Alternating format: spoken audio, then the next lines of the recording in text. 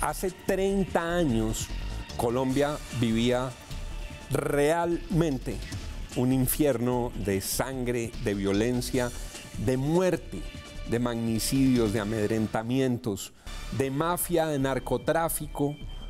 1989, un año en el que mataron candidatos presidenciales, directores de la policía, gobernador de Antioquia, un año en el que nos despertábamos con una masacre o una bomba o una matanza, un año en el que se concentraron muchos de los más dramáticos procesos de Colombia para generar unos episodios de escalofrío. Una de las grandes periodistas de Colombia, María Elvira Samper, acaba de publicar su libro 1989. 1989. Para entender qué nos pasa en el 2019, hay que entender qué estaba pasando en 1989. A mí me da mucho gusto tener a María Elvira Samper con nosotros hoy. Bienvenida, María Elvira. Juan, muchas gracias. María Elvira tiene una trayectoria periodística espectacular. Yo lo digo en primera persona, pocas veces lo hago. Fuimos alumnos de la escuela que en esta casa fundó María Elvira Samper con María Isabel Rueda, con Enrique Santos, con Gabriel García Márquez en el noticiero QAP. Dirigió el noticiero de las 7, ha sido la directora periodística de la revista Semana, está con nuestros compañeros y colegas en RCN Radio. Es un gusto tenerte aquí, María Elvira. Juan, muchas gracias, pero mérmele al elogio. No, nada que no sea cierto. Y lo digo porque quien escribió esto no fue porque se lo contaran, fue porque María Elvira lo vivió. Debió ser duro escribir este libro. Fue muy duro, además tengo que reconocer que no fue iniciativa mía, fue una iniciativa de Planeta. Me llaman y me dicen Edgar Telles, que es uno de los editores, oiga, ¿por qué no mira y escriba un libro sobre 1989? Le dije, déjeme lo decanto, y me puse a buscar y empecé a ver, y hay tantas cosas escritas, y hay tanto escrito sobre esos años y sobre el periodo de Barco concretamente, que le dije, oiga, Edgar, yo no veo yo qué pueda aportar a esto. Me dijo, no, métale. Y bueno, finalmente me convenció y empecé en una labor. Ahora, otra acotación, no es un libro de historia, es un libro periodístico que trata de buscarle contextos a un año, a los hechos violentos de un año que es, yo creo que el año más violento de nuestra historia reciente. Me sumergí en los archivos de los periódicos por internet, debo decir, gracias a la existencia de internet, está todo en internet. Ese debió ser un viaje lleno de emociones, de dolores, de nostalgias, como una montaña rusa, me imagino. Fue muy duro, quiero decirle que fue muy duro.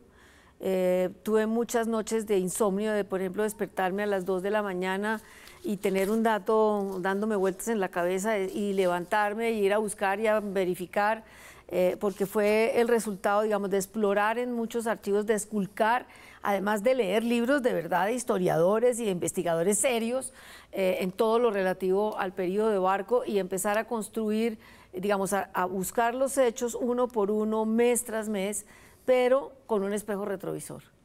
¿Cuál había sido la causa o las causas últimas de ese hecho? En el centro de toda esta violencia estaba el narcotráfico y estaba el combate, el pulso por la extradición y el desafío de Escobar y de los extraditables a las instituciones colombianas. Es decir, el fenómeno transversal a todas las violencias de esos años, y concretamente del 89, es el narcotráfico. Veníamos, digamos, estábamos acostumbrados en esa época, o en los 60, 70, a hablar de la violencia en mayúscula, de la violencia bipartidista, de la violencia que puso fin el Frente Nacional, y en este momento uno dice, no es la violencia, son las violencias, muchas violencias permeadas, alimentadas y nutridas por el narcotráfico.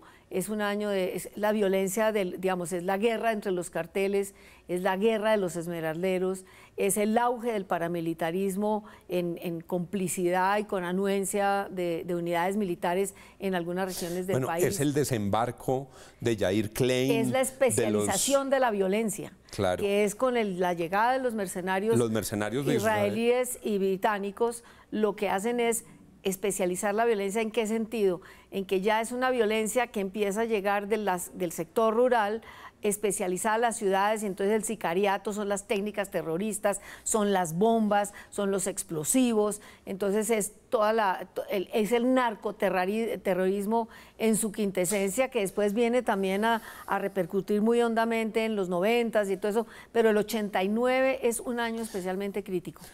¿Por qué escogieron esta foto de carátula? Es la bomba del DAS. Es la bomba del DAS, la escogió Planeta, créditos a Planeta, que dijo, titulemos así escuetamente 1889, muy orwelliano, y escojamos una fotografía que sea simbólica de la violencia, pero que no haya pornomiseria ahí, es decir, que no es la cara del cadáver ni nada, sino que lo diga todo con una imagen. Y era muy difícil, porque habrían podido escoger una imagen del avión. Del avión que voló Escobar, de los atentados contra los centros comerciales, el asesinato de Soacha, los atentados contra los candidatos presidenciales, la muerte de Antequera. Pero de todas la muerte de Antequera. La muerte de Antequera. Digamos, todo eso está recogido, digamos, la labor es, digamos, hay un capítulo inicial que es como una visión general del gobierno Barco y lo que le toca enfrentar al gobierno Barco. Es esa eclosión de unas violencias que vienen larvándose y digamos, acumulándose hasta que todas hacen explosión. Una presión muy fuerte de Estados Unidos con el tema de extradición. Exactamente, una presión muy fuerte de Estados Unidos en su guerra contra las drogas, que como dice alguno de los entrevistados, no es propiamente una guerra contra las drogas, sino una guerra contra el narcoterrorismo, el que tiene que enfrentar el presidente Barco, y con lo que dice usted, una presión muy grande de los Estados Unidos por la extradición y porque asumamos la teoría de que la lucha contra las drogas parte de una premisa, que es la producción, es la oferta la que crea la demanda, cuando es todo lo contrario, y unos intentos fallidos, digamos, unos pataleos de ahogado, les llamo yo, de lo cual discrepan algunos de los que trabajaron con Barco, sobre la corresponsabilidad. Barco es el primer presidente de Colombia que habla de la corresponsabilidad, digo yo que con un pobre eco. Solamente al final del 89 en la Asamblea de Naciones Unidas hay una ovación, la gente se para, él reclama corresponsabilidad, pero solo meses más tarde, Margaret Thatcher en una cumbre reconoce que sí hay un problema en el consumo y no solamente en la producción. Y todo esto en medio de una gran tragedia humana para el presidente, que representaba la pérdida progresiva de sus facultades, ¿no? Claro, pero digamos, ese no es yo no toco ese punto, claro, porque inclusive quienes trabajaron con él dicen que eso fue mucho al final. Claro, que Barco desde el comienzo, primero era un hombre, un radical liberal. Bueno, tuvo claro el esquema gobierno-oposición. Exactamente, él cumple con la norma de que hay que ofrecerle al segundo partido en votos una cuota, ofrece 3 ministerios, el Partido Conservador en cabeza del doctor Misael Pastrana Borrero dice no, y eso le da el pretexto, porque por ley había que darles participación, eso le da el pretexto para hacer un gobierno de partido, porque él cree que el Frente Nacional es un esquema que digamos que es obsoleto, que se ha prolongado en el tiempo, que es que creó unas conflictividades, que hace falta abrir espacios políticos y mayor representatividad a nuevas fuerzas, y por eso le hace reconocimiento político a la UP, que es la gran víctima de todo el proceso y de la campaña de exterminio contra la izquierda. ¿Cuántos miembros de la UP no cayeron asesinados en este 1989 de escalofrío? Cuando Barco asume el poder, creo que llevan 300 muertos. Y a los pocos meses de asumido el poder, asesinan eran 14 elegidos en las elecciones del 86, 9 representantes y 5 senadores, ya hay 2 de ellos que son asesinados cuando recién posesionado Barco, y cuando el Congreso no lleva sino 40 sesiones. María Elvira, el libro es extraordinario y el prólogo también. El prólogo plantea, en mi opinión, un gran interrogante.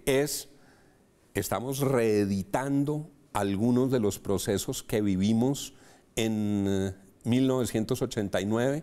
¿Hay similitudes entre el fracasado proceso de paz del presidente Betancur y el firmado proceso de paz del presidente Santos? ¿El eco de esos procesos en la sociedad, las nuevas formas de violencia, la muerte de líderes sociales y las víctimas de la UP, el narcotráfico atravesando todo? ¿Estamos transitando terrenos parecidos? ¿Se nos está calentando esto de manera parecida? Como dice el prologuista del doctor Gutiérrez Sanín, ¿se nos está calentando el parche? Diría que sí. ¿Estamos en iguales condiciones? Diría que no. Pero estamos reeditando y estamos verificando que hay lecciones no aprendidas, diría que sí. ¿Estamos en iguales condiciones? ¿No hay elementos parecidos? ¿Estamos mejor o peor que en 1989? Estamos mejor, pero no estamos bien. ¿Por qué no estamos bien? ¿Qué lecciones no aprendimos del 89? Yo creo que no estamos bien porque no hemos los colombianos llegado al punto clave que es de tomar la decisión y decir que la violencia no es el instrumento para dirimir conflictos. Seguimos dándole prioridad a la violencia. Aquí los conflictos en general, la gente tiende a dirimirlos por la propia mano, por medio de la violencia. La violencia no se ha erradicado como instrumento de dirimir conflictos en Colombia. Me parece que ese es el gran mal de este país. Aparte del narcotráfico, que todo lo permea también. Y que no hemos, digamos, insisto en que, por ejemplo, hoy yo estoy viendo un déjà vu, estamos repitiendo. Eso que la gente dice, esta película ya la vi, esto por aquí yo ya pasé. Volvimos otra vez a la presión de los gringos, volvimos otra vez a la amenaza de la desertificación, volvimos otra vez a decir que hay que militarizarla o que está ahí militarizada la lucha contra el narcotráfico, que el problema somos los productores y no los consumidores. Estamos reeditando una cosa, estamos volviendo a estrategias que ya han sido evidentemente fracasadas. Deplorablemente aquí en Al Punto el tiempo vuela y sobre todo es al punto, sobre todo con una conversación como esta. Me tomo un minuto final sacándola de 1989 para hacerle una pregunta por alguien entrañable. ¿Cómo está doña Lucy Nieto de Samper, la madre de María Elvira, la columnista más veterana del diario El Tiempo y de todo el país? Una periodista de todas las horas, de todos los tiempos y de toda la integridad. ¿Cómo está Lucy? Muy bien, además siempre al día. Es sorprendente que una persona que tiene 95 años, porque tiene 95 años y lleva más de 60 escribiendo columnas en El Tiempo, que ha vivido, por ejemplo, me acuerdo de haberla acompañado a votar en el plebiscito del 57, con lo cual estoy reconociendo mi vejez, a votar en la primera vez que las mujeres votaban. Desde entonces ella siempre está al día de lo que está pasando. Es una persona absolutamente informada, absolutamente interesada, absolutamente vital, al día en absolutamente todo, progresista, liberal como toda mi familia. Liberal como mi abuelo. Todos los Samper y todos los nietos. Como mi abuelo. Así es, el famoso Lenc. El famoso Lenc. El famoso Lenc, don Luis Eduardo Nieto Caballero. Es una de las razones por las cuales le pido yo al doctor Gutiérrez Sanín que haga el prólogo, porque es un admirador de mi abuelo y es un admirador de los liberales radicales y considera que la historia colombiana no les ha hecho suficiente justicia. Pues hacemos un homenaje a doña Lucy Nieto de Samper. A mí a veces me regaña cuando la veo, no está de acuerdo con algunas posiciones porque ella es profundamente liberal, pero sea esta la oportunidad para decir algo que yo nunca había dicho. Le debo mi carrera periodística a Lucy Nieto, que fue la primera persona que me publicó un párrafo en el periódico El Tiempo. En su columna me publicó un parrafito y desde ahí decidí empeñarme en este oficio. Y yo le agrego otra cosa. Su abuelo y mi abuelo fueron grandes amigos. Grandes amigos, así es. Homenaje a Lucy Nieto de Samper desde aquí. Les recomiendo, léanse 1989 de María Elvira Samper. Vale la pena, lo van a aprovechar lo van a aprovechar para entender qué nos pasó y qué nos pasa. Sigan con Red Más Noticias, porque conocer las noticias es bueno, pero entenderlas es mejor. Muchas gracias, María Elvira. Gracias, Juan. A ustedes, gracias.